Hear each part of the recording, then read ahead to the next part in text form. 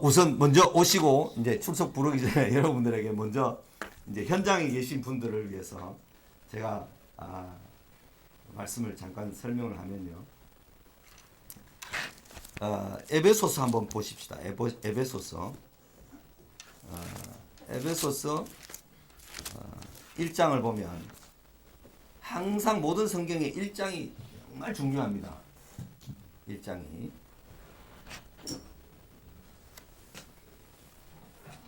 에베소서 1장을 보면 찬송하리로다 인사를 마치고 찬송하리로다 이렇게 시작을 하죠.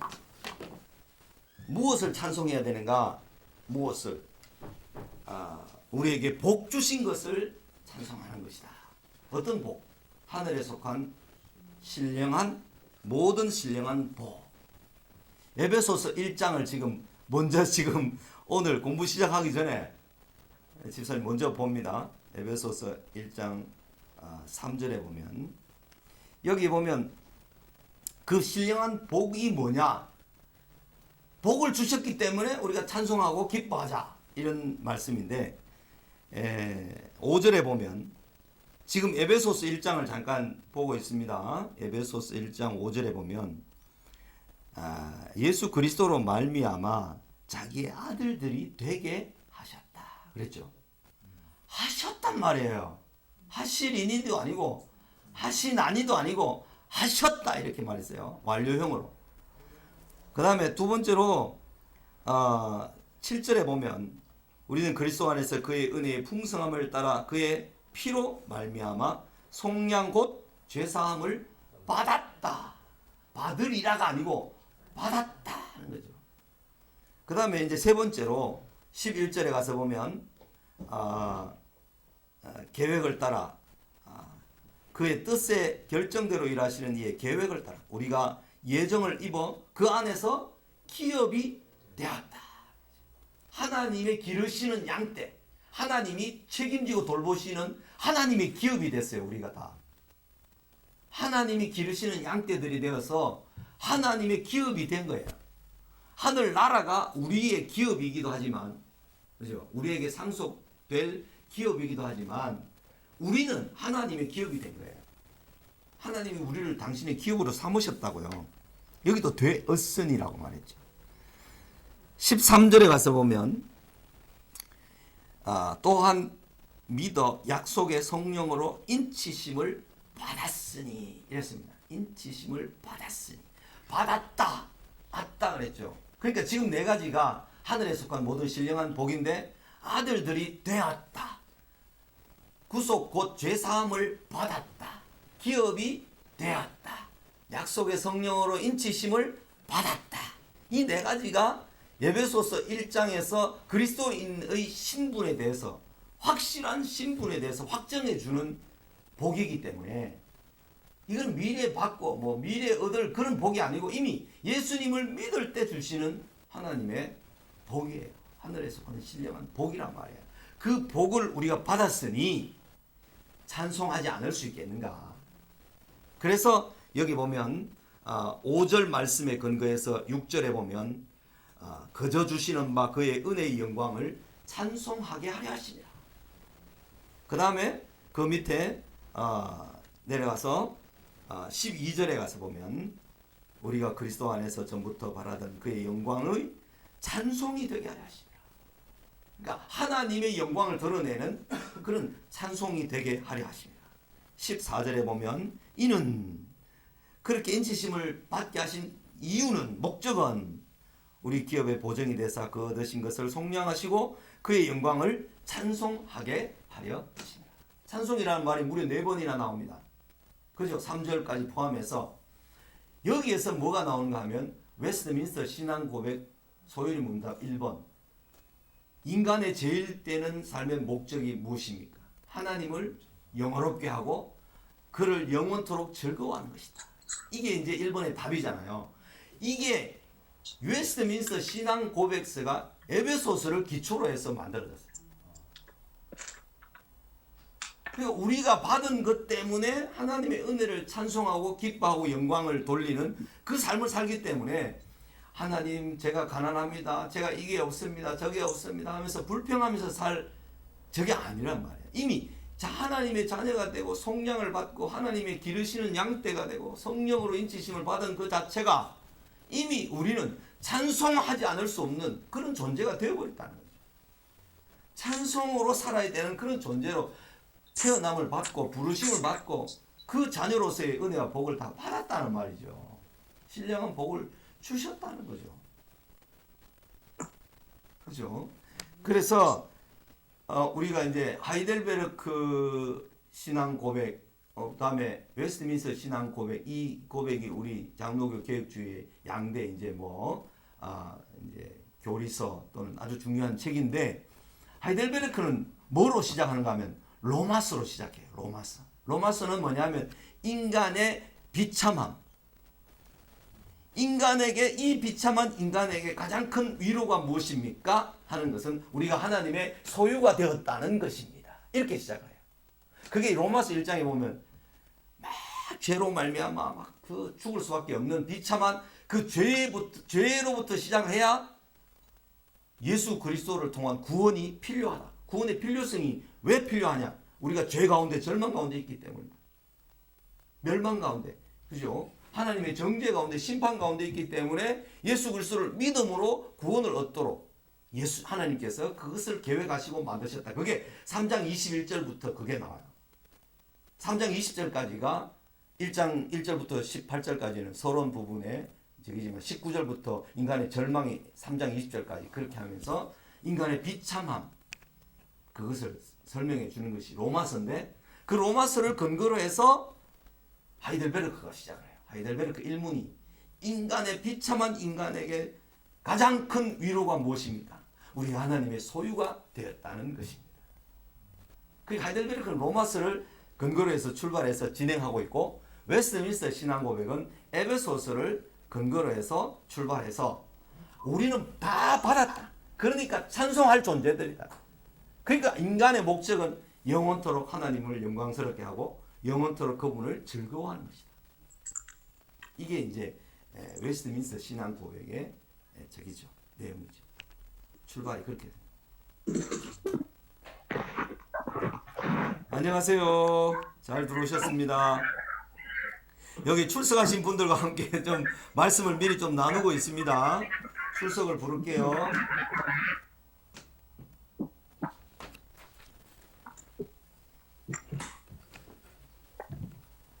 박인숙 집사님. 네. 네, 안녕하세요. 안녕하세요. 네, 반갑습니다. 큐티 열심히 하시죠? 아, 네, 다 있습니다. 네, 감사합니다.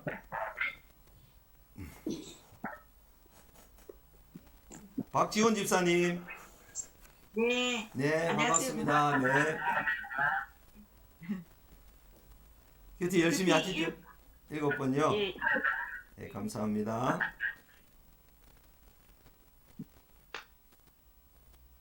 김은총 집사님. 네, 안녕하세요. 안녕하세요.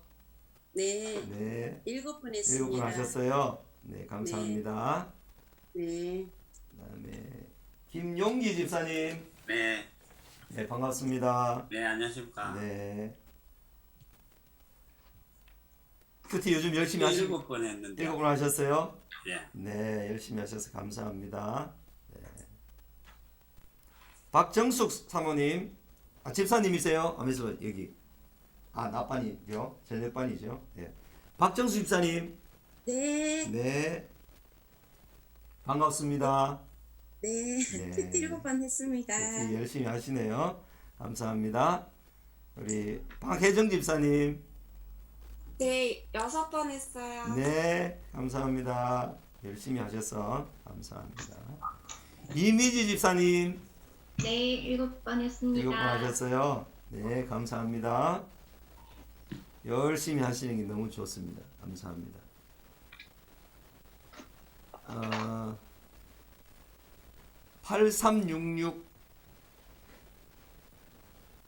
8366이 누구시죠?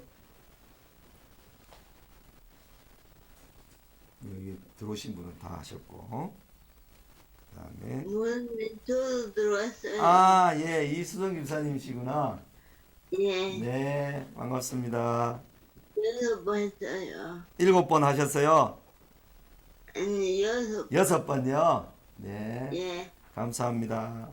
열심히 하셨어요. 감사합니다. 그다음에 우리 김태경 권사님 7번 하셨어요. 감사합니다.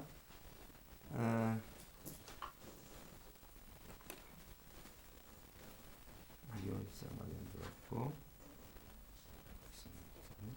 최일란 집사님 7번 하셨어요. 감사합니다. 우리 김정상 집사님 7번 하셨어요. 감사합니다. 네, 아직 안 들으셨고 김혜정 집사님 7번요. 네. 박인숙 집사요. 아, 네네, 안녕하세요. 네. 네, 7분 하셨어요. 네, 감사합니다. 네. 아니, 가만있어요. 여기, 우리 김혜정 집사님은 저녁반에 이제 출석이 돼 있어가지고 7분 하셨죠. 네. 감사합니다.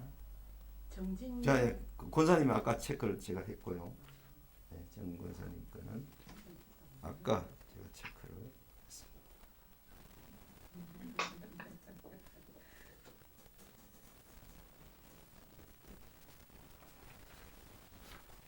예.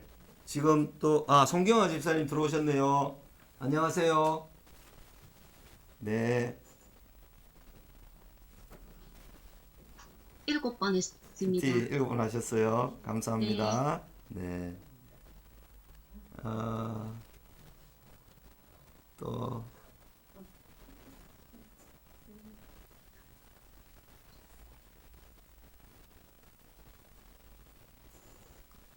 그리고 아직 안 들어오셨네요. 아, 예, 예. 죄송합니다. 텔레폰에 성함이 들어있어가지고. 아유, 죄송합니다. 큐티. 1번 하셨어요. 네. 감사합니다. 이순열 집사님은 오늘 저녁반에 한답니다. 누구요? 이순열 집사님. 아, 그러세요? 이순열 집- 아, 네네. 알겠습니다. 남궁 휘재 자매님 안 들어오셨어요? 저녁에 하실런가 보다. 요즘 저녁에 하신다. 저녁에.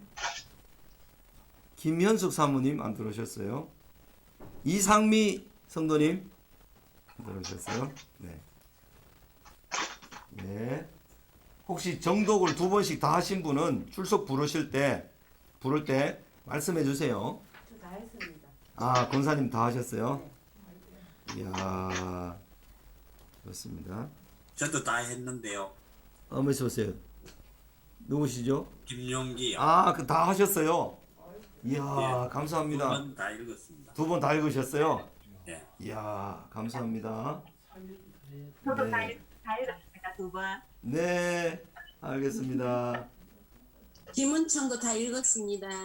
잠깐만요. 다 읽으신 분들 확인해 주십시오. 김은총 집사님 네. 다 읽으셨어요? 이야, 감사합니다. 박지원 집사님 다 읽으셨죠? 네, 5월 말까지. 예.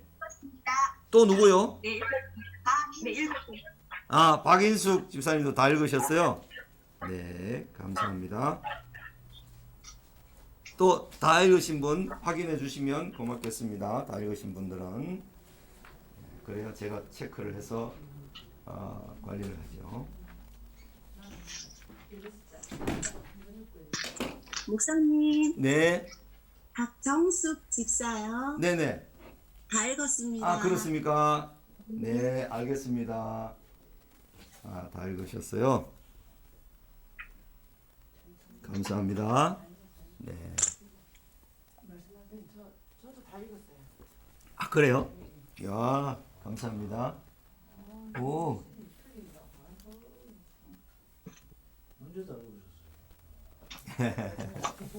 감사합니다. 2주나 시간이 있는데 네, 지난주에 다 읽었어요. 감사합니다. 아까 우리 또 누가 들어오셨는데 김상인 집사님, 이선동 집사님 들어오셨어요? 네, 목사 안녕하세요. 네, 반갑습니다. 네, 목사님. 네. 큐티는요? 5번 했습니다. 5번요.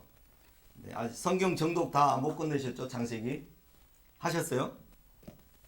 못했습니다. 아, 예, 좀 5월 달까지 2번 읽는 거 정독해서 한번 쭉 읽으시고, 그럼 지난번 배웠던 게 생각나고 또 앞으로 배울 게 이제 미리 읽어보면 우리가 많이 아는 내용들이지만 자세히 또 공부하면서 지나가니까 미리 한 2번 정도 읽으시면, 그리고 이걸 쫙 따라서 공부를 하시면 창세기 이해가 아주 빨라집니다.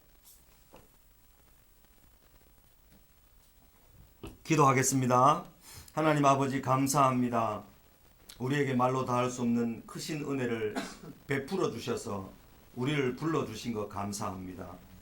하나님, 그 은혜와 그 사랑을 인하여서 날마다 감사하며 기뻐하며 즐거워하게 해주시기를 간절히 소원합니다. 하나님을 영원토록 찬양하며 즐거워하며 기뻐할 수 있도록 인도해 주시옵소서. 하나님 아버지, 이 시간도 우리가 귀중한 시간을 내서 하나님 말씀 앞에 나아갑니다. 가르쳐 주시고 깨닫게 하여 주시고 우리의 마음을 부드럽게 해 주셔서 하나님의 말씀을 잘 받아들이고 그 말씀을 지킴으로 그 말씀이 우리를 지키시는 그 놀라운 은혜를 누리게 하여 주옵소서. 예수님 이름으로 기도 올리옵나이다. 아멘. 네, 감사합니다.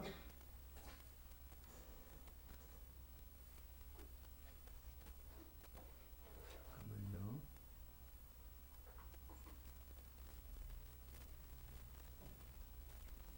네, 됐습니다. 우리가 성경을 읽을 때 성경 본문에 어떤 말이 반복이 많이 되어 나오는가 하는 것을 항상 찾아야 됩니다. 무슨 말이 반복되어 나오는가. 아까 에베소서 1장 같은 경우에는 찬송이라는 말이 많이 나왔죠. 이는이라는 말이 많이 나왔죠. 이는이라는 말은 그렇게 하셨는데 그 이유는, 그 목적은 뭐 이런 뜻이잖아요. 그 다음에 시제가 이제 완료형이다. 뭐 이런 것들을 찾아내는 거. 그 다음에 반복되는 말이 무엇이 많이 있는가를 잘 찾아야 됩니다. 제가 오늘 시작하기 전에 여호수아서를 제가 그때 한번 설명을 했는데, 여호수아 1장에 보면 1장에 많이 나오는 단어가 뭐냐 하면 주신, 주는, 주신 땅, 주셨다 하는 말이 이제 7번 나오는데, 우리가 성경을 읽을 때 가나안 땅 정복을 앞둔 여호수아에게 모세의 그 40년 지도력에 어마어마한 그 권위, 그걸 이어받아서 지도자로 살게 되었던 여호수아는 상당히 두려움에 있었습니다. 그래서 하나님께서 여호수아에게 나타나셔서 두려워하지 말라. 네 마음을 지극히 담대히 하라. 두려워하지 마라. 이 말씀을 3번이나 해주셨어요. 하나님께서. 그리고 이스라엘 백성들이 여호수아에게 당신의 마음을 강하게 하고 담대히 하십시오. 이렇게 하면서 이제 하나님께서 말씀해 주시고 여호수아가 백성들에게 말하고 백성들이 여호수아에게 말하는 이런 장면에서 하나님께서 3번 말씀하시고 백성들이 한 번 말했단 말이죠. 그런데 강하고 담대하라 이런 말씀은 무엇에 근거해서 강하고 담대할 수 있는가? 하나님께서 주신 약속의 땅이기 때문에 강하고 담대할 수 있다는 것을 가르쳐 줍니다. 그래서 강하고 담대하라는 말씀은 4번 나오지만 주신 땅이다, 주신 땅이다 하는 말씀은 7번 나옵니다. 7번. 그래서 여호수아 1장에서 뭐 좌로나 우로나 치우치지 말라 이런 말을 여기서 여호수아에게 하신 말씀을 우리가 잘 기억하고 있고, 또 지극히 담대하라, 용감해라, 담대해라 그렇게 말씀해 주시는 것은 참 많이 들었는데, 그 용기를 내고 담대할 수 있는 근거가 뭐냐라는 것을 찾기 위해서는 주신이라는 말이 7번이나 나오기 때문에 주신, 주는 뭐 이런 말씀이 약속 개념이거든요. 그것은 조상들에게 약속해 주시기로 약속하신 뭐 이런 개념이기 때문에 하나님의 약속이 얼마나 소중한가, 하나님은요 약속에 살고 약속에 죽으시는 분이에요. 약속으로 사시면서 약속으로 당신의 아들을 보내셔서 죽게 하신 거예요. 약속으로. 그러니까 하나님은 약속을 절대로 어기시는 분이 아니고 약속에 그냥 목숨을 거시는 분이에요. 그래서 그의 백성들이 하나님 앞에 하나님의 약속을 붙들고 막 물고 늘어져서 하나님 이 약속을 실행해 주십시오. 이 약속을 시행하십시오. 라고 구하는 자들에게는 하나님 꼼짝 못하실 정도로 그 약속에 신실하신 분이란 말이에요. 그런 내용이 열왕기서에 나오는 맹세라는 말에도 열왕기서 1장에 왕들의 모든 역사에 시작하는 시작점에 열왕기상 1장에 보면 그죠?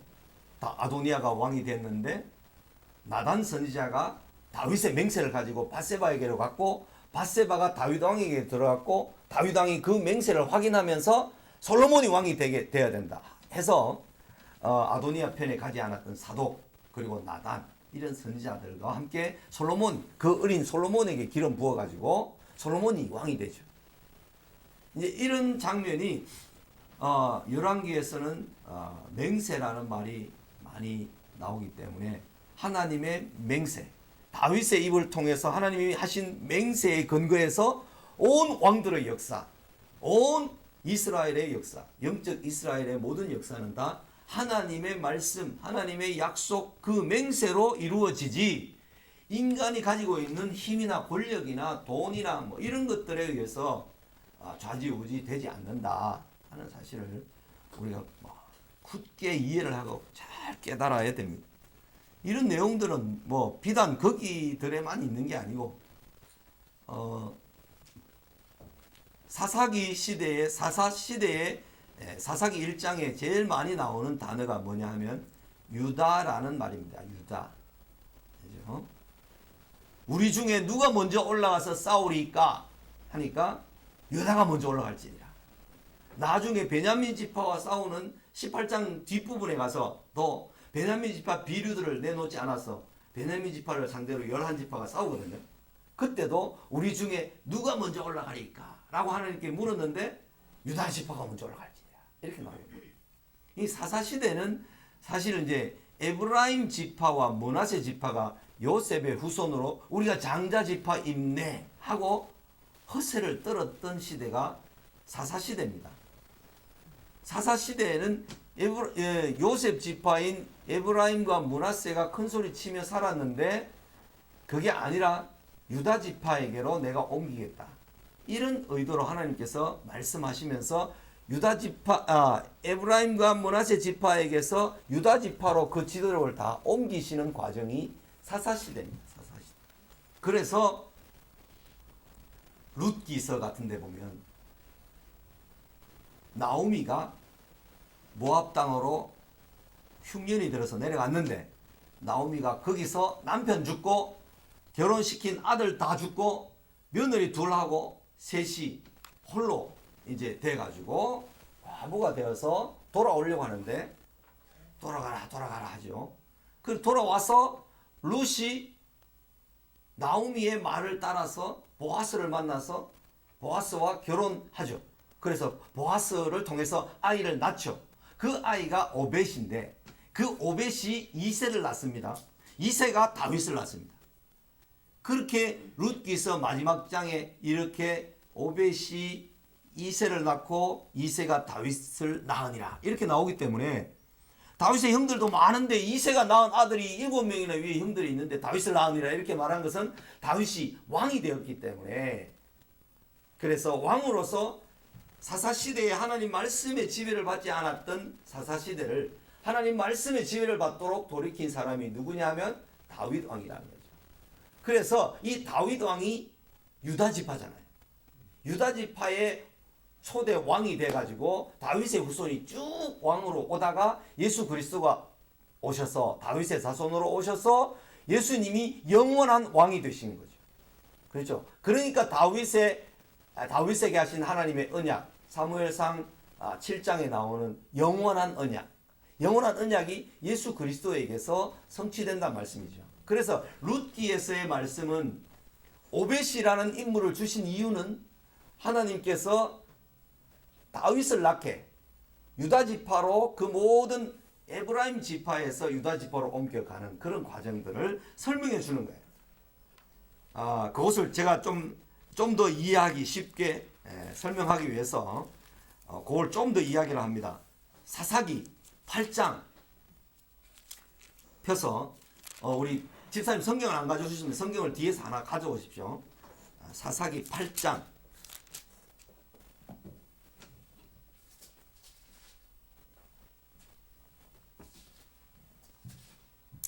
사사기 8장 1절 말씀해 보면 이 기드온이 미디안을 이기고 승리를 했거든요. 승리를 했는데 에브라임 사람들이 기드온에게 이르되, 에브라임은 요셉의 둘째 아들인데도 장자의 복을 받았잖아요. 그죠? 그렇게 볼 때 에브라임 사람들이 이 기드온은 무슨 지파냐면 므낫세 지파예요. 므낫세 지파. 이 므낫세는 요셉의 첫 번째 아들인데 두 번째 아들의 복을 받았잖아요. 에브라임이 복을 받고 에브라임이 장자의 복을 받고 므낫세가 두 번째 이제 차자의 복을 받았는데, 이 기드온은 므낫세 지파의 사람이에요. 기드온에게 이르되 네가 미디안과 싸우러 갈 때 우리를 부르지 아니하였으니 우리를 이같이 대접하면 어찌 됨이냐 하고 그와 크게 다투는지라. 에브라임이 자기네들이 싸움의 날에 전쟁에 가지 않아 놓고 요렇게 이제 우리는 공을 얻지 못하도록 그렇게 만들었느냐 하면서 딴지를 거는 거죠. 딴지. 에브라임 지파가 왜 우리를 이렇게 공을 공치사를 받지 못하게 이렇게 만들었냐 하면서 딴지를 거는 거죠.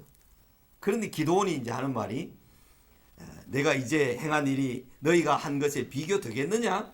에브라임의 끝물 포도, 에브라임에서 생산한 맨 마지막에 수확한 끝물 포도가 아비에셀에 아주 좋은 극상품 포도를 만들어내는 아비에셀의 만물 포도, 처음 난 포도보다 낫다. 이렇게 말하면서 그래, 너가 맞다. 너가 칭찬받아야 마땅하다. 너가 장자 지파다 하면서 기드온이 므낫세 지파인 기드온이 에브라임 지파를 높여줬어요. 이렇게 끝나요. 이렇게 해서 이 8장에서는 노여움이 풀리니라. 3절에 그래 나옵니다. 에브라임의 노여움이 풀리니라. 이렇게 나오죠. 그 다음에 이제 12장으로 넘어가서 보면 사사기 12장에 왜 8장 1절과 12장 1절이 사사시대의 그 분위기 전체를 말해주는가를 잘 이해할 수 있는데, 12장에 가면 에브라임 사람들이 모여 북쪽으로 가서 입다에게 이르되 네가 암몬 자손과 싸우러 건너갈 때에 어찌하여 우리를 불러 너와 함께 가게 하지 아니하였느냐? 우리가 반드시 너와 내 집을 불살라 버리겠다. 입다가 싸움을 잘하니까 입다를 불러와서, 입다가 서자라고 쫓아냈는데 입다를 불러와서 전쟁에서 이 암몬과 싸워서 이깁니다. 이겼는데 이 에브라임이 또 자기의 정치적인 헤게모니를 주장하죠. 불살라버리겠다 이렇게 하는데 입다가 그들에게 분명히 말합니다. 그죠? 2절에 보면 나와 내 백성이 암몬 자손과 크게 싸울 때 내가 너희를 부르되, 불렀단 말이에요. 공문을 다 보낸 거죠. 너희가 나를 그들의 손에서 구원하지 아니했다. 너희가 와서 나를 돕지 않아놓고 이제 무슨 말이냐, 안 불렀다니 너희가 안 온 거다. 그러면서 큰 소리 팡 치니까요, 나는 너희들에게 기드온처럼 그렇게 못하겠다. 응? 너희들이 굵다, 너희들이 맞다 하면서 그렇게 뭐 인정 못 해주겠다는 거죠. 그러니까 이 에브라임 지파 사람들이 넘어와요. 전쟁을 하러 와요. 그래 더불어 싸우고자 전쟁하러 넘어옵니다. 여기 4절에 보면 입다가 길르앗 사람을 다 모으고 에브라임과 싸웠으며 길르앗 사람들이 에브라임을 쳐서 무찔렀으니 이는 에브라임의 말이 너희 길르앗 사람은 본래 에브라임에서 도망한 자로서 에브라임과 므낫세 중에 있다 했습니다. 막 엄청 멸시를 하는 거죠. 그러니까 이 싸움을 해서 에브라임 지파가 강을 넘어옵니다. 강을 넘어왔다가 싸우러 왔다가 이제 돌아갈 때 길라 사람이 에브라임 사람보다 앞서 요단강 나루턱을 장악하고 에브라임 사람의 도망하는 자가 말하기를 건너가게 하라 이렇게 말하면 시볼렛이라는 발음을 시볼렛이라 해봐라. 그러니까 시볼렛을 하면 경상도 사람이 쌀 발음을 잘 못하듯이 이 시볼렛이라는 발음이 분명하게 않게 되는 거죠. 이 에브라임 사람이 그랬던 것 같아요. 그래서 시볼렛이라는 말을 잘못하면 시볼렛 이게 이제 복모음으로 우이가 포함된 시볼렛 이렇게 안 하고 시볼렛 이렇게 하면 이게 이제 죽는 거예요. 에브라임 지파의 사람으로 확인돼서 죽이는 거예요. 그러니까 에브라임 지파가 전쟁에 져서 전쟁하러 넘어왔다가 입다 잡으러 넘어왔다가 42,000명이나 죽임을 당합니다. 입다한테. 그러니까 에브라임 지파가 여기서는 완전히 몰락을 하게 됩니다. 이 이야기에 대해서 시편 78편 역사시를 기록하고 있는 시편 78편에서는 뭐라고 말씀하는지를 한번 넘어가서 보겠습니다. 시편 78편 9절 넘어가 보겠습니다.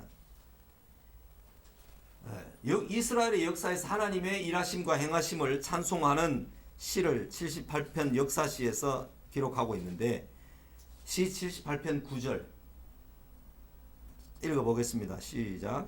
에브라임 자손은 무기를 갖추며 활을 가졌으나 전쟁의 날에 물러갔도다. 사사시대에 그들이 아주 강력한 힘을 가지고 있고 이스라엘의 어떤 지도적인 입장에 있었지만 전쟁의 날에 참여하지 않는 거예요. 물러가 버린 거예요. 그죠? 이 역사시가 이렇게 증거하고 있어요. 역사관에게 좀 공만 차지하고. 그렇죠. 그런 거죠. 저가 공로만 차지하려고 그랬지 헌신이나 희생을 안 하는 거죠. 지도자급에 있던 에브라임 지파는 자기네들이 제일 좋은 땅에 살았는데 므낫세하고 에브라임이 제일 좋은 땅에 살았는데도 그렇게 말하는 것은 이게 희생은 안 하고 자기의 공로만 이렇게 차지하려고 하는 이런 못된 습성이죠. 그러면서 78편의 저 뒤로 넘어가서 67절과 68절 한번 보십시오. 67절 거기 보면 또 읽어봅시다. 또 요셉의 장막을 버리시며 에브라임 지파를 택하지 아니하시고 오직 유다 지파와 그가 살아나시는 시온산을 택하시며. 여기서 이제 사사시대 전체를 에브라임 지파의 지도력에서 에브라임이 누구냐면 여호수아도 에브라임 지파였거든요. 예? 그 여호수아 그 사람이 죽고 난 다음에 사사시대가 시작이 되는데 그때 다 에브라임 지파가 큰 소리만 쳤지 실제로 지도력을 희생하고 헌신하고 함으로 발휘해 주지 않았던 거죠. 그래서 그 지도력은 급속히 유다 지파로 넘어가는 거죠. 그래서 사사시대에는 1장에 유다가 제일 많이 나오는 거죠. 그래서 사사시대의 이야기였던 룻기에서 이제 나오미가 오벳을 얻었을 때 이는 내 노년의 복량자요 내 생명의 회복자니라 했을 때 회복자라는 말이 돌이키게 하는 사람이거든. 돌아가게 하는 사람. 그래서 다윗이 이스라엘을 자기 속이는 옳은 대로 하였더라라는 사사시대에서 하나님의 법을 따라 다스리고 하나님의 법의 통치를 받는 그런 나라로 견고하게 세우게 되는 그런 일을 다윗에게 맡깁니다. 그 지도력을 누가 가지는가 하면 유다 지파가 가지게 돼요. 그러니까 유다 지파에서 다스리는 홀, 다스리는 왕권, 권세, 다스리는 그 지팡이가 유다 지파에게 주어졌어요. 그게 창세기 49장 10절에 12아들들을 야곱이 축복할 때 유다 지파에게 이스라엘을 다스리는 왕권이 주어지게 될 것이다. 이렇게 야곱이 예언을 했어요. 그 요셉은 장자 지파이기는 하지만 두 몫을 받았어요. 요셉의 두 아들이 에브라임과 므낫세 이 두 아들이 아버지로부터 손자의 몫이 아니라 자녀의 몫을 받잖아요. 12아들 중에 낀단 말이에요. 요셉 빠지고 레위 지파가 빠지면 둘 빠지는데 거기에 이 손자가 둘이 들어가요. 아들 몫으로. 그러니까 요셉이 장자가 맞아요. 그러나 그 장자가 이스라엘을 지도하는 입장에 있지 못하고 장자에서 네 번째 아들 유다에게로 이스라엘의 지도력이 다 옮겨가는 거죠. 그런 장면이 여기 역사서 78편 전체를 통해서 에브라임 지파에게서 유다 지파에게로 넘어가는 그런 장면이 나옵니다. 역대기에 가서 보면 역대상 5장에서 한번 보겠습니다. 역대상 5장 1절. 우리가 성경을 이렇게 왔다 갔다 하면서 전체를 다 이해를 할 수 있으면 참 좋죠. 그래서 이런 걸 중간중간에 딱 집어서 연결을 하는 이런 것을 필요로 하는데 역대상 5장 1절을 한번 읽어보겠습니다. 2절까지. 자, 시작. 이스라엘의 장자 르우벤의 아들들은 이러하니라. 르우벤은 장자라도 그의 아버지의 침상을 더럽혔으므로 장자의 명분이 이스라엘의 아들 요셉의 자손에게로 돌아가서 족보에 장자의 명분대로 기록되지 못하였느니라. 유다는 형제보다 뛰어나고 주권자가 유다에게서 났으나 장자의 명분은 요셉에게 있으니라. 이렇게 분명히 역사에서 뚜렷하게 기록하고 있습니다. 이 역대기는 이스라엘 백성들이 시드기야 왕 때 멸망해서 바벨론에 포로되어 갔다가 그 돌아와서 에스라, 그죠? 에스라 시대에 에스라가 기록했을 것이다. 이렇게 짐작을 하는데 제사장들이 역사를 기록하면서 그 아담에서부터 쭉 역사적인 것들을 아브라함에게서 그리고 아브라함의 후손들에게 이어지는 역사를 다 기록하면서 장자의 명분은 요셉에게 있다. 그러나 이스라엘을 다스리는 자는 유다에게 있다. 이렇게 분명하게 해석을 하고 설명을 했습니다. 그죠? 이런 장면은 우리가 좀 더 앞으로 거슬러 올라가서 사사시대 5장을 보면요. 사사기 5장에 보면 또 이런 말씀들이 잘 나타나 있습니다. 왔다 갔다 하면서 이제 보는데 사사기 5장을 또 넘어갑시다. 가서 한번 보겠습니다.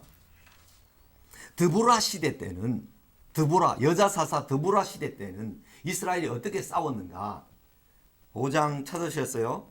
5장 14절 말씀을 한번 보겠습니다. 시작. 에브라임에서 나온 자들은 아말렉에 뿌리 박힌 자들이요. 여기까지. 에브라임 지파는 자기들의 종족을 보내지 않고 드보라 전쟁 때도 누구를 보냈는가 하면 아말렉 족속을 사로잡아 그 사람들을 이스라엘 전투에 내보낸 거죠. 야, 에브라임 지파이 진짜 간교하고 좀 얍삽하고 그렇죠. 경상도 말로. 자기네들은 안 죽기 위해서. 그 다음에 그 밑에 보면 이사갈의 방백들이 드보라와 함께하니 15절에 그죠? 열심히 싸웠어요. 이사갈. 그 다음에 르우벤 시내가에서 큰 결심이 있었다. 르우벤은 장자잖아요. 육체적으로. 그런데 르우벤은 시내가에서 큰 결심만 하고 안 보낸 거죠. 이러니까 육체적으로 장자지파인 르우벤도 그랬고 또 명분상 장자지파였던 에브라임도 그랬고 자기의 몫을 책임을 다하지 않은 거죠. 네가 양의 우리에 앉아서 목자의 피리 부는 소리를 들으면 어찌 됩니까? 르우벤은 시내가에서 큰 결심이 있었다. 결심만 있고 싸우러 안 보낸 거죠. 이게 안 보냈다는 말이거든요. 앉아서 피리 부는 소리만 목동의 소리만 듣고 앉았다는 거죠. 드보라의 전쟁의 날에도. 그죠? 그 다음에 그 뒤에 넘어와서 보면 이제 길르앗도 나오고 그 다음에 스불론도 나오고 18절에 죽음을 무릅쓰고 목숨을 아끼지 않은 백성이요. 납달리도 그렇게 싸웠다는 거죠. 이렇게 싸웠는데 르우벤, 에브라임 이런 사람들은 직무유기를 한 거죠. 소위 책임을 다하지 않은 거죠. 그러니까 요셉 지파를 실어 버리시고 이렇게 하나님께서 밀어놓고 유다 지파 너가 빨리 왕이 되라. 이렇게 해서 사사시대를 거쳐서 다윗 왕, 유다 지파의 다윗 왕이 오기를 그렇게 간절히 기다리고 또 기다리는 가운데 다윗이 왕이 되어서 마침내 하나님의 말씀으로 다스린 다윗 왕에게 하나님의 말씀이 가장 많이 있었기 때문에 구약 전체를 대표하는 인물이 다윗이고 다윗의 자손으로 예수 그리스도가 오신 이유도 다윗에게 하나님 말씀이 가장 많이 있었기 때문에 구약의 대표적인 인물 다윗과 예수 그리스도로 연결되는 것입니다. 예수님이 구약에 예언되어 있고 구약에 예언된 그 모든 말씀들은 다윗의 시에서 많이 예언되어 있습니다. 메시아 시에서. 그러니까 다윗이 고난당할 때 예수님의 그 고난당하심, 다윗이 영광스럽게 되는 그 모든 과정들, 회복되는 과정들, 이런 것들이 다 예수 그리스도를 위한 예언으로 그의 시에서 다 나타나거든요. 그러니까 마침내 회복시키실 분은 누구냐면 예수 그리스도가 오셔서 우리를 다 하나님의 백성으로, 하나님의 자녀로, 구속함을 받은 자녀로 회복시키실 분이 누구냐면 다윗의 자손 예수 그리스도라는 거죠. 그분이 진정한 회복자고 그분이 진정한 구원자가 되신다, 이런 말씀이에요. 그러니까 야곱의 12 아들들의 복이 다 이제 49장에 가면 그게 상세하게 다 또 나옵니다. 그 복들을 하나하나 이제 또 헤아려 보면 역사가 아브라함이 야곱이 12 아들에게서 40년 동안 애굽에 내려가서 430년 동안 있다가 와서 가나안 땅에 들어가고 여호수아 시대와 사사 시대를 거쳐서 다윗 시대로 오는 이런 과정에 어마어마한 물질적인 복은 에브라임과 므낫세 요셉 지파 장자 지파에게 2지파 주어지면서 이스라엘 땅의 가장 요지, 가장 물이 많고 목초지가 많은 세겜 중심으로 그 에브라임과 므낫세 지파가 땅을 차지했는데 사사 시대를 거치면서 이 지도력은 몰락을 합니다.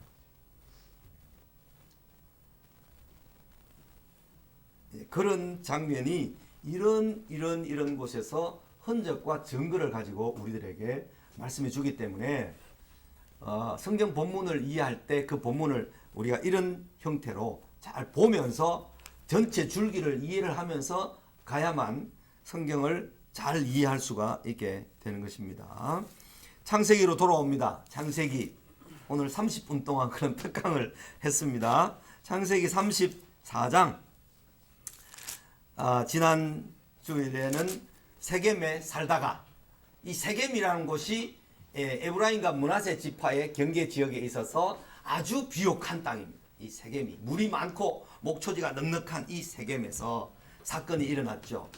디나가 세겜족 수장에게 강간을 당해서 그 형제들이 디나의 오라버니들이 레위와 시므온이 다 세겜족을 할례받게 해가지고 끙끙 앓아 누워있을 때 다 죽여버렸죠. 그 때문에 두려움이 엄청 야곱에게 임해서 큰일 났다, 이렇게 이제 난리가 난 거죠. 그렇게 해서 이제 34장 18절부터 오늘 말씀에서 죽음 앞에 선 이스라엘, 형의 그 400명의 위협도 하나님께서 다 누구러뜨려 주셔가지고 형의 용납을 받고 이제 넘어왔는데, 가나안 땅에 넘어왔는데 세겜 땅에 머물다가 이런 큰 화를 당하게 되는 것이죠. 인생에서 위기는 한 번으로 끝나지 않고 여러 번 찾아올 수 있습니다. 하나님의 은혜를 경험하여 형 에서로부터 용납을 받고 무사히 가나안에 정착했는가 싶었는데 또 큰 악재가 터졌습니다. 이번 일에서 야곱은 자기를 죽이려는 형 에서를 만나게 될 것과는 다른 꼼짝없이 죽게 되었구나. 이제는 더 이상 이 사람들 이렇게 많이 죽여놨으니까 세겜족 주변에 있는 가나안 본토족들이 이 굴러 들어온 야곱이라는 놈이, 이 한 가족밖에 안 되는 이 야곱이라는 놈이, 이 그 아들들이 우리 이웃의 한 지파를 한 그 족속을 무너뜨렸다. 그래서 그들이 힘을 모아서 와버리면요, 야곱 집안은 무너지는 거죠. 사건의 발단은 세겜 성읍의 주장 세겜이 야곱의 딸 디나를 강간한 사실에서 출발하였습니다. 그러나 야곱이 세겜에 정착하여 편안하게 살고자 한 것에 그 발단이 있었는지도 모릅니다. 야곱의 아들들은 자기들의 누이가 강간당한 것에 대한 복수를 함께 도모했습니다. 그런 사실을 전혀 모른 채 있었던 야곱은 집단 살육이 벌어지고 난 뒤에야 그 모든 것을 알게 되었습니다. 37장에 가면 야곱이 가장 사랑했던 아들 요셉이 아버지의 심부름으로 형들에게 갔다가 애굽으로 팔려가는 일이 발생합니다. 아버지 야곱에게는 요셉이 짐승에게 찢겨 죽임을 당했다고 알려진 그 사건 역시 자식들이 아버지를 속인 것이었습니다. 아버지에게 허락을 받고 아버지에게 물어보고 세겜족을 뭐 멸하든지 세겜족을 어떻게 복수할 건지 이게 아니고 아버지를 숨겨놓고 아들 저거들끼리 특히 시므온과 레위가 작당을 해가지고 자기네들 힘을 모아가지고 딱 가서 세겜족을 죽여버려요. 야곱의 생애는 속이고 속는 일이 계속 반복되었습니다. 그것은 야곱의 욕심과 편애로 인해 발생한 것이기도 하지만 아들들의 인간적인 죄악으로 말미암은 것이기도 했습니다. 아들들의 분노와 악함은 집단 살육을 일삼고 약탈을 함으로 가나안 땅 전체에서 이스라엘의 이름, 야곱의 이름에 악취를 나게 만들었습니다. 야곱의 아들들이 제안했던 세겜족의 전체 할례 제안을 좋게 여겼던 세겜과 그의 아버지 하몰은 세겜성으로 가서 동족들을 설득시켰습니다. 그들은 통혼을 위한 것으로 설명했지만 실제로는 야곱이 가진 모든 재산에 대한 탐욕이 그 본질이었음을 언급하고 있습니다. 세겜족은 디나를 통해서 서로 통혼을 해서 서로 이렇게 결혼 관계로 맺어서 야곱의 재산을 자기네들이 어떻게 좀 빼앗아 보고자 하는 그런 욕심이 있었음을 23절에서는 나타내고 있습니다. 성문으로 출입하는 모든 자가 하몰과 그의 아들 세겜의 말을 듣고 성문으로 출입하는 그 모든 남자가 할례를 받았던 것입니다. 혈기로 가득한 야곱의 아들들이 나오는데 성인 남자가 그 성기에 표피를 베면 제3일의 통증이 가장 심합니다. 세겜족 남자들은 꼼짝을 못하고 자기 처소에 누워 있었습니다. 야곱의 둘째 아들 시므온과 셋째 아들 레위가 각기 칼을 차고 가서 몰래 그 성읍을 기습을 합니다. 하몰과 세겜과 그 성읍의 모든 남자를 다 죽여버립니다. 그리고 디나를 세겜 집에서 데려왔습니다. 야곱의 다른 아들들이 그 시체 있는 성읍으로 가서 노력하였습니다. 세겜족이 가진 모든 것을 약탈해버렸습니다. 이 사건은 비겁하고 악한 짓이었습니다. 이는 그들이 그들의 누이를 더럽힌 까닭이라고 살육의 이유를 말했지만 그들의 방법과 목적은 지극히 비정상적인 것이었습니다. 이런 짓을 결코 정당화할 수는 없습니다. 이 모든 일을 겪고 나서야 야곱은 일의 전모를 알게 되었고 자신의 처지를 온전히 이해하게 되었습니다.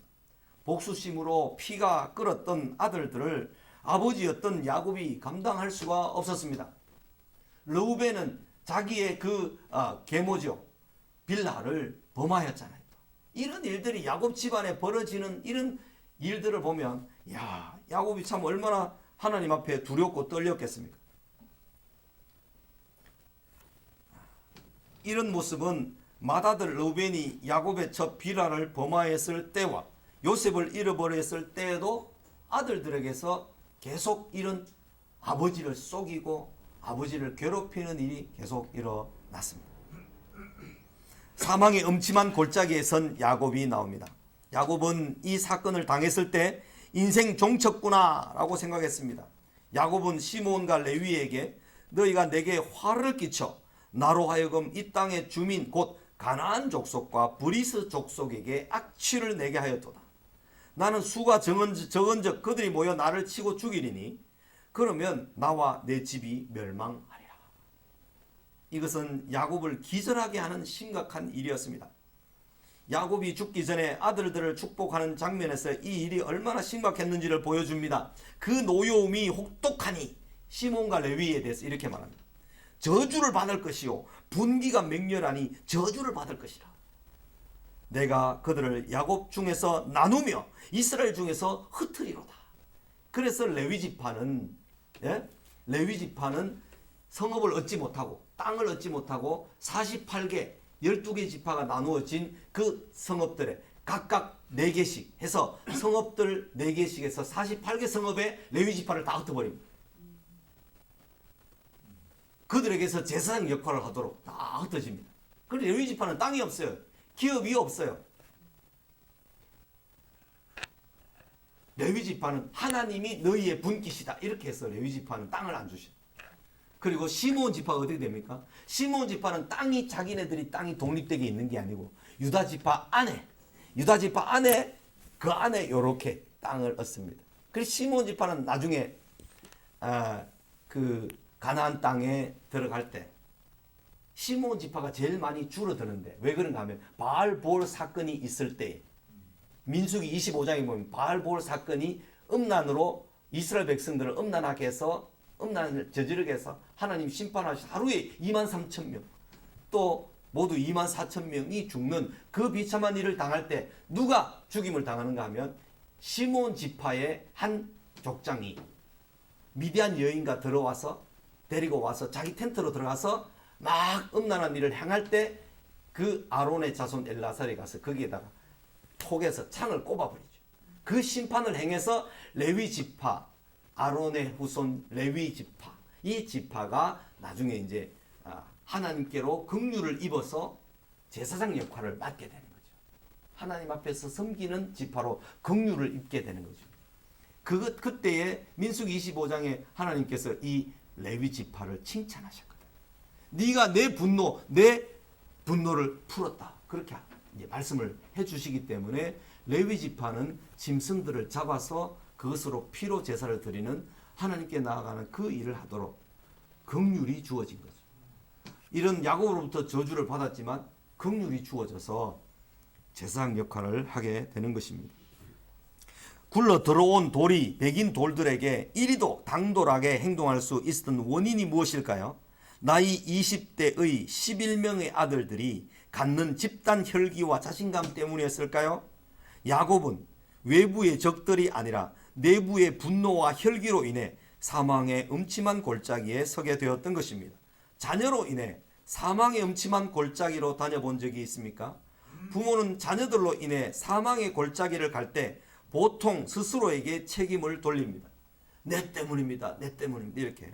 이런 경우는 하나님을 찾을 만한 그 어떤 에너지도 존재하지 않을 만큼 큰 낙심과 좌절에 빠지고 맙니다. 절망 그 자체이기 때문입니다. 그래서 하나님께서 즉각 야곱에게 나타나셔서 살아날 길과 방법을 알려주셨습니다. 베델로 올라가서 거기 거주하며 내 형 에서의 낯을 피하여 도망하던 때에 네게 나타났던 하나님께 거기서 제단을 쌓아라. 그래서 34장의 이 위기, 이 야곱에 찾아온 절체절명의 위기에 하나님께서 나타나셔서 또 베델로 올라가라. 이렇게 이제 하나님께서 그 길을 인도해 주시는 것입니다. 35장 1절에서 22절까지 베델로 올라가라는 말씀을 보겠습니다. 야곱은 시므온과 레위로 말미암아 주변의 많은 가나안 사람들을 크게 두려워하였고 자녀들은 세겜족 살육은 정당하다고 주장했습니다. 야곱은 그야말로 죽을 맛이었습니다. 하나님께서 나타나셔서 두려워하고 있는 야곱에게 말씀하십니다. 베델로 올라가서 거기 거주하며 하나님께 거기서 제단을 쌓아라. 죽음 앞에 있는 것처럼 막막했던 야곱은 눈이 번쩍 띄었을 것입니다. 하나님께서 베델, 하나님의 집, 거기에서 옛날에 내가 도망갈 때 약속하셨던 대로 20년 후에 거부가 되어 가나안으로 돌아온 야곱을 이스라엘이 되게 하셨는데 내가 베델로 올라가지 않고, 베델에는 그 목초지나 물이 넉넉하지 않으니까, 산지가 높은 데니까 이 세겜 땅에서 머물러서 내 재산을 불려야 되겠다 하고 주저앉아 있었는데 이런 큰 일이 일어나서 나를 크게 좌절하고 두렵게 만들었는데 하나님께서 다시 내게 그때의 언약을 상기시키면서 올라가라. 이 얼마나 큰 위로가 됐겠습니까? 그죠? 엄청난 위로가 됐겠죠. 야곱은 세겜족 살육 사건으로 인해 가나안 땅으로 돌아온 자신에게 무엇이 잘못되어 있었는지를 확실히 깨닫게 되었던 것입니다. 야곱은 자기 집안 사람과 자기와 함께한 모든 자에게 말하였습니다. 너희 중에 있는 이방 신상들을 버리고 자신을 정결하게 하고 너희들의 의복을 바꾸어 입으라. 옷을 바꾸어 입게 하는 거죠. 야곱은 지난날 여호와께서 베델에 나타나셔서 말씀하신 것과 이제 하나님께서 베델로 올라가서 제단을 쌓으라고 하셨음을 말하면서 자녀들에게 다 식구들에게 말했겠죠. 우리가 일어나 베들로 올라가자라고 했을 때 자녀들이 안 따라갈 수 있었겠어요? 세겜이 더 돈도 많고 부자고 막 우리가 이렇게 했는데 거기 베델은 별로 살기 좋지 않은 데입니다. 안 올라가랍니다. 이게 아니고 다 자녀들이 야곱의 말을 들을 수밖에 없었어요. 알겠습니다. 드라빔 우상들 다 내놔. 다 모아가지고 세겜 그 상수리 나무 아래 구덩이를 파가 그 다 묻어버리고 묻고 이제 우리가 하나님만 바라고 가자 하고 베델로 올라가게 되는 것입니다.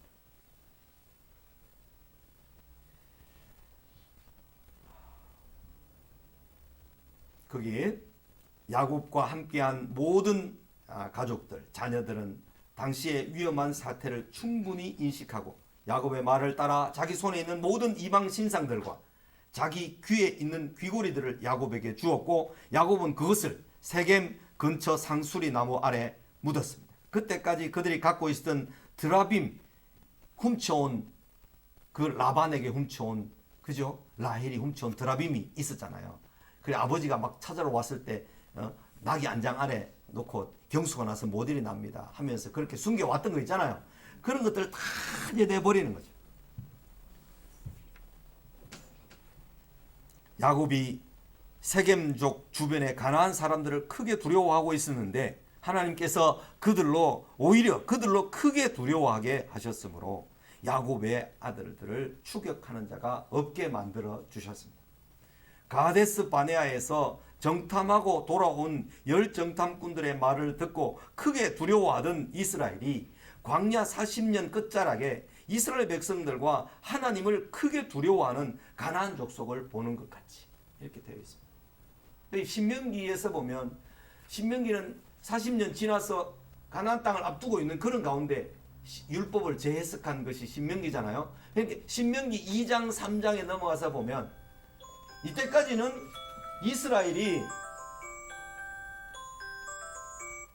이스라엘이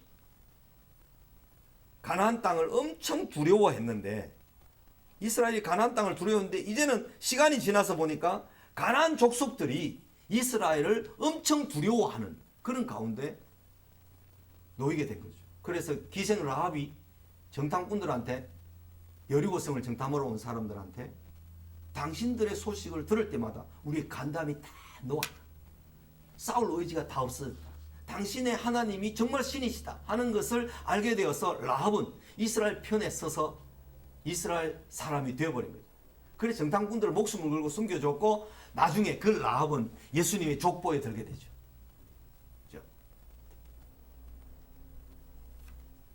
유다 지파의 사람과 함께 결혼해서 이제 살게 되면서 유다 지파의 예수님이 태어나는 그 길에 아주 중요한 인물로 이제 라합이 들어가게 됩니다. 5개의 무덤이 있는데요. 첫째는 바단 아람의 세상적인 가치관의 상징인 신상들과 귀고리들을 묻은 세겜 근처 상수리 나무 아래의 무덤이었습니다. 이게 첫 번째 무덤. 두 번째는 야곱의 어머니 리브가의 유모 드보라를 묻은 알론 바굿의 무덤입니다. 35장 8절에 보면 리브가의 유모 드보라가 죽음에, 이 드보라는 사사기에 나오는 드보라 아닙니다. 이 사람이 죽었는데 그를 베델 아래에 있는 상수리 나무 밑에 장사하고 그 나무 이름을 알론 바굿이라 했더라.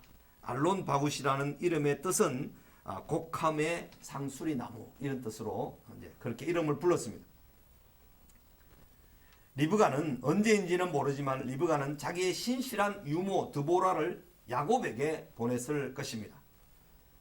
그래서 야곱이 바단 아람에서 생활하는데 돕도록 리브가가 이 드보라를 보내서 드보라가 함께 있다가 돌아와서 이제 베델로 올라왔을 때 이 드보라가 죽게 됐던 거죠. 리브가는 내 형의 노가 풀릴 때까지 몇 날 동안 가 있으라고 하면서 내가 곧 사람을 보내어 너를 거기서 불러오리라고 말했었습니다. 그래서 이 리브가 엄마가 야곱에게 도움이 되도록 이 유모를 돕는 자로 보냈던 거죠. 통곡의 상수리 나무 알론 바굿이라고 이름 지은 것은 야곱이 리브가의 유모 드보라의 죽음에 매우 애통했음을 보여줍니다. 몇 날이 20년 세월이 되어버린 것에 대한 애환의 통곡이었고 그것마저도 다 정리해 묻어버린 무덤이 알론 바굿. 그죠? 리브가의 유모했던 드보라라는 사람의 무덤이었습니다. 세 번째는 베들레헴 길 에브라스에 장사한 라헬의 무덤이었습니다. 베들레헴 길 에브랏. 그래 베들레헴 에브라다야 너는 유다 고을 족속 중에 지극히 작지 아니하도다 내게로 한 다스리는 자가 나올 것이요. 미가서 5장 2절에는 그렇게 말씀했습니다. 그 베들레헴 에브라다 에브랏 똑같은 이름입니다. 거기에서 라헬이 죽습니다. 라헬이 죽으며 낳은 베냐민은 야곱의 집의 12번째 막내였습니다. 야곱의 아내 라헬의 죽음은 가장 사랑하는 사람과의 이별의 무덤이었습니다. 야곱은 오직 하나님의 위로와 사랑만 바라고 살아야 했습니다. 네 번째 무덤은 야곱의 맏아들 르우벤이 야곱의 첩 빌하와 동침하게 된 사건인데 이것은 아들들의 육체적 자랑을 묻는 에델의 무덤이었습니다. 아들의 육체적 자랑, 맏아들이었는데 그 맏아들이 자기의 첩 빌하를 범함으로 인하여서 이거는 죽음과 마찬가지인 거죠. 무덤 장자권은 역대상 5장 1절에 요셉에게 있다 그랬죠, 그죠? 그런데 실제적인 육체적인 장자는 르우벤인데 르우벤은 이렇게 됨으로써 가나안 동편 지금 요르단 쪽에 땅을 얻게 되고 나중에 그것이 이제 없어지게 되는 이런 지경으로 가게 됩니다. 육체를 자랑하는 것, 육체의 어떤 건강이나 육체의 돈이나 집이나 부나 이런 것들을 자랑하는 것이 얼마나 허망한 것인가 하는 것을 쓸데없는 것인가 하는 것을 우리에게 잘 보여줍니다. 다섯째는 아버지 이삭의 무덤이었습니다. 이삭이 180세에 죽었을 때 야곱은 120세였습니다. 야곱에게는 아직도 험악한 세월 27년이 남아 있었습니다. 여기서 아버지 이삭이 죽고 난 다음에 130살이 되어서 흉년이 들어서 요셉이 있던 애굽으로 내려가죠. 그래서 애굽으로 내려간 지 17년 동안 살다가 애굽에서 야곱이 죽습니다. 147세 야곱이 죽게 됩니다. 그죠? 77세에 바단 아람으로 가서 97세에 돌아와서 120세에 돌아와서 이제 130세까지 살다가 10년 더 살다가 130세 애굽으로 내려갔다가 17년 살고 죽게 되죠. 그러게 이제 그게 야곱의 생애였습니다. 5개의 무덤 이거를 한번 잘 여러분이 상수리 나무에 우상을 묻은 그 다음에 드보라를 묻은 알론 바굿의 무덤, 셋째는 라헬의 무덤, 넷째는 야곱의 맏아들 르벤이 행한 그 일로 인하여서 에델의 무덤, 다섯째는 이삭의 무덤. 이 무덤들이 야곱이 바단 아람의 생활을 청산하고 여호와 하나님만을 의지하고 찾는 데 있어서 지난 과거를 다 묻어버리는 5개의 무덤이었습니다. 베델에서 말씀하신 하나님이 나오는데 야곱이 베델에 도착하고 여호와께 제단을 쌓았을 때 비로소 야곱이 바단 아람에서 돌아오매 라고 기록되어 있습니다. 야곱이 바단 아람에서 돌아온 것은 세겜에 있을 때부터 이미 가나안 땅으로 돌아왔는데 여기 그죠? 베델에 도착하고 나서야 바단 아람에서 돌아왔다. 그렇게 기록되어 있습니다. 베델, 바단 아람, 마하나임, 브니엘, 세겜, 베델, 그죠? 여기에서 각각 나타나 야곱에게 말씀하신 하나님께서 이제 이스라엘의 집에 대한 더 확실하고 온전한 언약을 맺어 주셨습니다. 이 베델 28장 베델에서부터 35장 9절과 15절에 나오는 이 베델로 돌아오기까지 20수년이 걸렸습니다. 그죠? 그렇게 걸렸는데 나는 전능한 하나님이라. 나는 전능한 하나님이라. 생육하고 번성하라. 한 백성과 백성들의 총회가 네게서 나오고 왕들이 내 허리에서 나오리라. 내가 아브라함과 이삭에게 준 땅을 네게 주고 내가 네 후손에게도 그 땅을 주리라. 베델에 올라와서야 하나님께서 할아버지 아브라함, 아버지 이삭에게 약속해 주었던 것을 다시 야곱에게 확인해 주시는 것입니다. 하나님께 온전히 나아가서 우리가 의지하는 그 모든 것을 내려놓고 하나님만 전적으로 의지하게 됐을 때 하나님은 그 약속을 할아버지 아버지에게 약속해 주셨던 것을 야곱에게 그대로 이어지는 것을 확인해 주셨던 것입니다. 35장에는 땅 속으로 들어간 것과 네게서 허리에서 나오리라 하는 것이 대조되어 있습니다. 땅 속으로 들어간 것, 과거에 자기가 자랑하고 자기 제일 사랑했고 자기의 자녀들 그 무덤까지 자기의 유모까지 그죠? 그 모든 우상들까지 다 묻고 난 다음에야 하나님께서는 네게서 나올 것이다 이렇게 약속을 하십니다. 그 용어에 묻고 난 다음에 나오게 될 것이다 이런 말씀의 대조가 상당히 이제 시사하는 바가 크죠. 내가 아브라함과 그렇게 그걸 읽었죠. 이것은 모두 야곱의 순종이었으며 하나님의 은혜였습니다. 야곱의 일이면서 하나님의 일이었습니다. 야곱이 순종하고 야곱이 옛날 것을 청산하고 죄를 청산하고 돌이킬 때 하나님은 당신의 일을 이루신다는 것입니다. 우리가 정결하게 되지 않고 우리가 과거를 청산하지 않고 돌이키지 않는데 그냥 우리에게 복만 주면 우리가 그 복이 저주가 되죠. 많은 재산을 주면 세겜에서 그냥 머물러서 많은 재산을 더 많게 되면 저주가 되는 거죠. 디나 사건 하나로도 그렇게 큰 저주가 되는데 죽음과 같은 저주인데 그죠? 거기 세겜에 있었으면 무슨 일이 또 어떻게 일어날지 어떻게 합니까? 인간은 그 죄악으로 말미암아 끊임없이 실패하고 두려워하고 괴로워하지만 하나님께서는 그 모든 것을 묻게 하시고 하나님의 은혜를 나오게 해 주십니다. 아멘. 이것이 베델로 올라가라고 말씀하시는 하나님의 명령에 들어있는 교훈입니다.